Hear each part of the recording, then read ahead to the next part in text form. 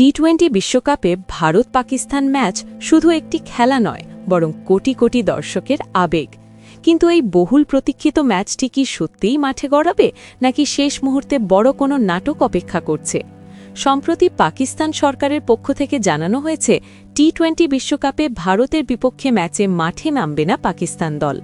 এই ঘোষণার পর থেকেই ক্রিকেট দুনিয়ায় শুরু হয়েছে তুমুল আলোচনা ও বিতর্ক।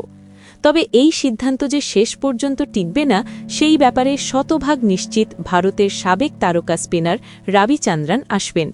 নিজের ইউটিউব চ্যানেলে অশ্বিন স্পষ্ট ভাষায় বলেন, ভারত-পাকিস্তান ম্যাচটা শতভাগই হবে। আমার বিশ্বাস আগামী ৪-৫ দিনের মধ্যেই পাকিস্তান তাদের সিদ্ধান্ত থেকে সরে আসবে। অশ্বিনের মতে, আইসিসির অন্য সদস্য দেশগুলোর চাপ এবং বিশাল আর্থিক ক্ষতির আশঙ্কাই পাকিস্তানকে পিছু হটতে বাধ্য করবে। আর্থিক দিক, ভারত-পাকিস্তান ম্যাচ না হলে আইসিসির সম্ভাব্য ক্ষতির অঙ্ক বিশাল। সম্প্রচারক সংস্থা, স্পন্সর, এমনকি পুরো টুর্নামেন্টের রাজস্বই বড় ধাক্কা খেতে পারে।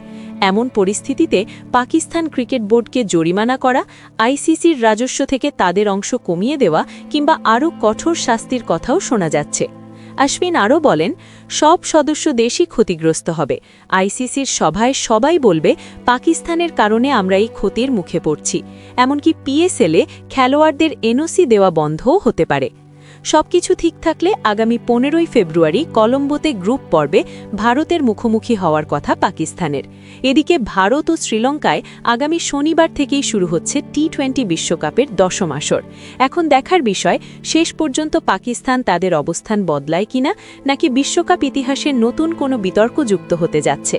আপনার কি মনে হয়, ভারত-পাকিস্তান ম্যাচ কি শেষ পর্যন্ত হবে? মতামত জানান কমেন্টে। আর এমন আরও ক্রিকেট আপডেট পেতে চ্যানেলটি সাবস্ক্রাইব করতে ভুলবেন না।